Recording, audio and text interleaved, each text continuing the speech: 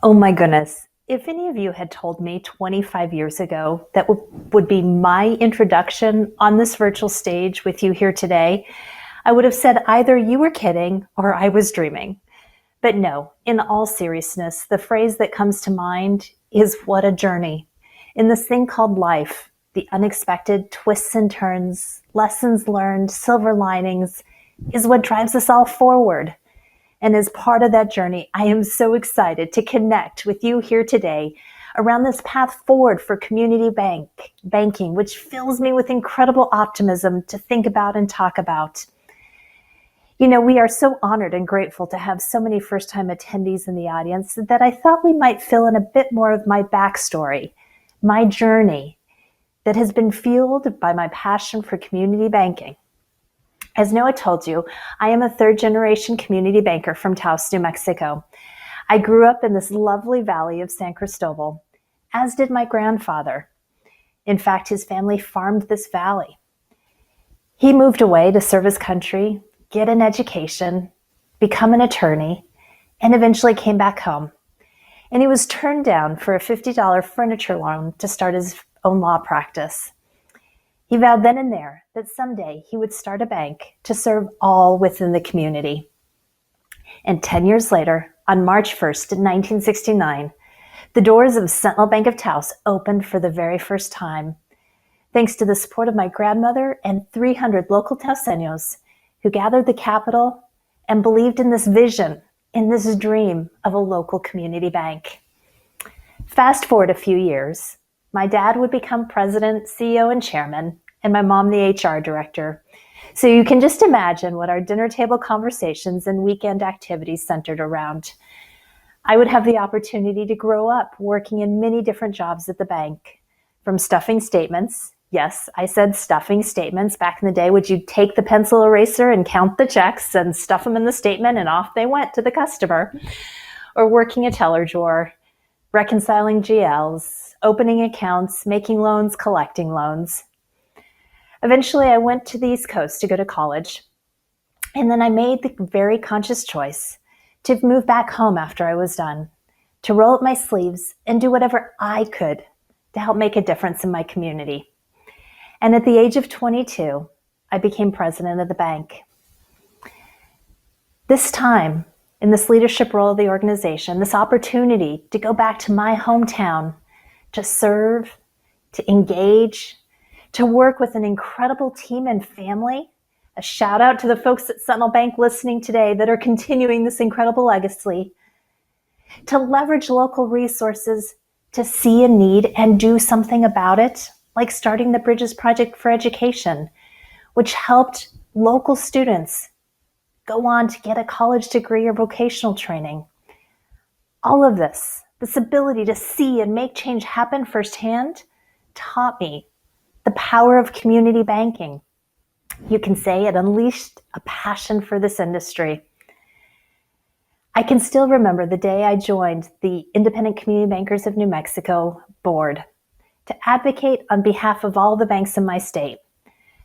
That board, those bankers, the clarity of purpose, the passion for this industry, the support that they showed each other would further inspire me. Those bankers would become my mentors and friends. That day is memorable for a second reason. I was also 7 months pregnant with my first daughter. Myself and my girls have grown up in this community banking family.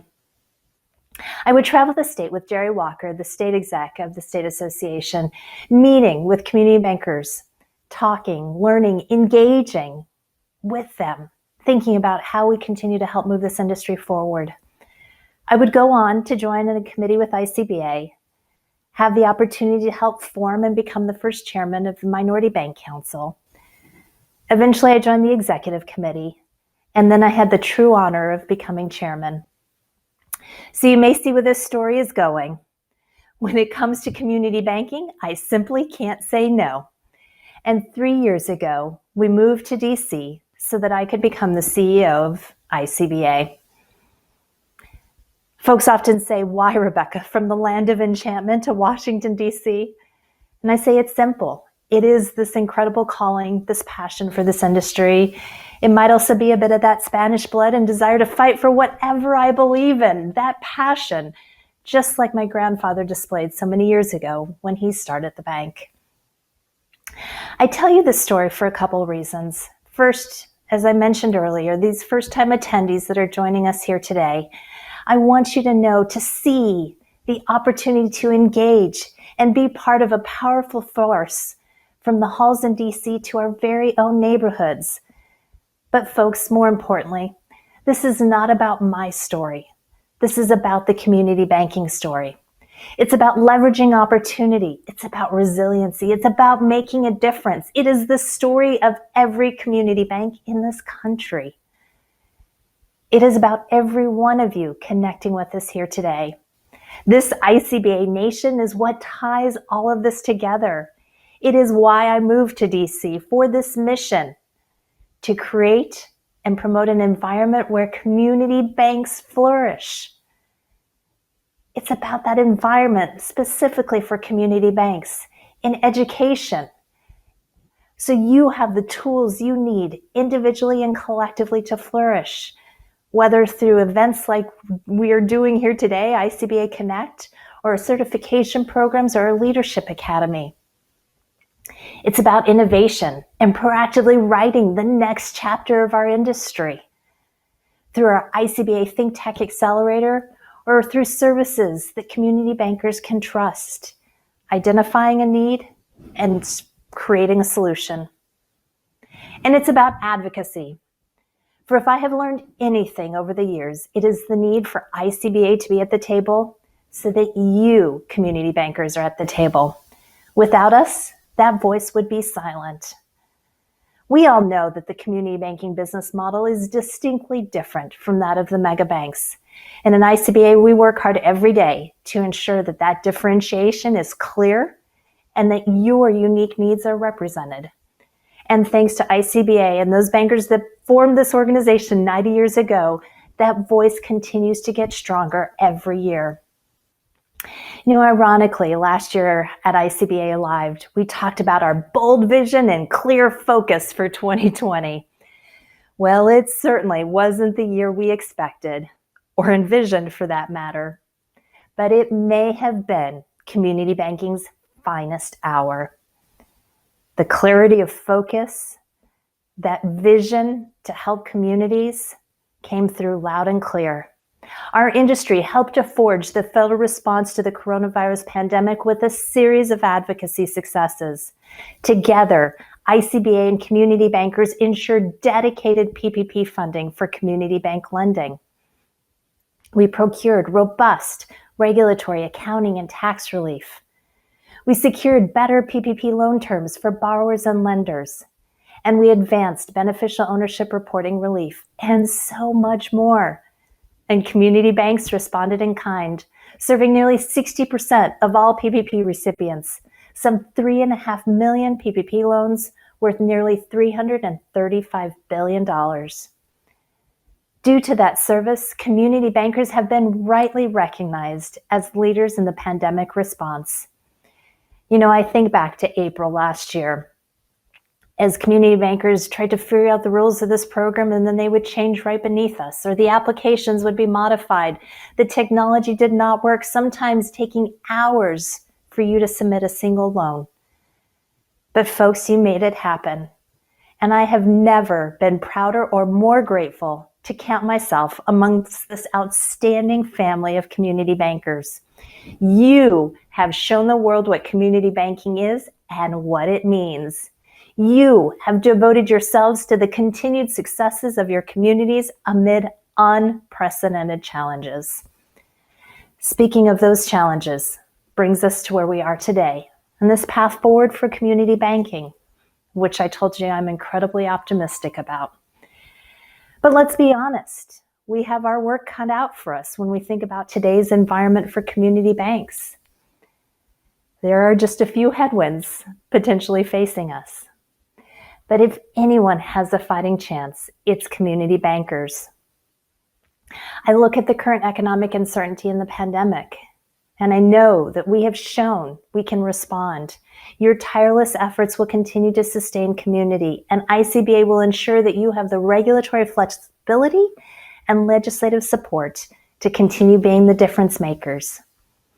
We will remain steadfast in our efforts to ensure a level playing field, whether with credit unions and our Wake Up campaign, or in closing the ILC loophole, to work on ensuring that there is a distinct line between banking and commerce, so that entities like Rakuten, the Amazon of Japan, who are applying for an ILC, play by the same rules of the road. Or by ensuring options and access to the payment system. Or by continuing to fight back against the OCC's proposed payments and fintech charter. Because again, it's not about being afraid of competition. We just all need to play by the same rules of the road. Or as we manage through the disruptive technologies and the pace of change we continue to see in the world around us, we will work together to provide solutions to leverage and continually enhance the high-tech, high-touch business model of community banking. Or in preparing for succession planning for our industry, to support, to groom the next generation of community bank leaders and owners. And the list goes on and on, but we will rise to the challenge, because every challenge brings an opportunity. And this is where you all play a critical part. I encourage you to take this call to action today and check out the ICBA Grassroots Action Center. Be heard, be involved, be engaged. Let your members of Congress know what your unique concerns and challenges are. From New Mexico to Minnesota to Illinois to Texas and every state capital in this country. We need your active engagement. Your voice of community banking will make the difference. With every challenge offering an opportunity, I believe community bankers can serve as a positive unifying force. If we put in the work and band together, we will accomplish great things for our businesses, customers, and communities.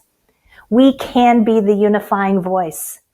The community banking system goes to the heart of what we believe as a nation, that we are more powerful collectively when we are empowered individually. This is our heritage as community bankers and as Americans. It takes me back to where we started today.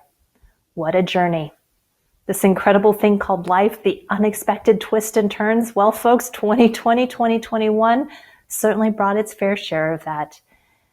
But it is shown that our collective contributions to local communities are national in scope, that our commitment to community extends to all our neighbors, to all Americans.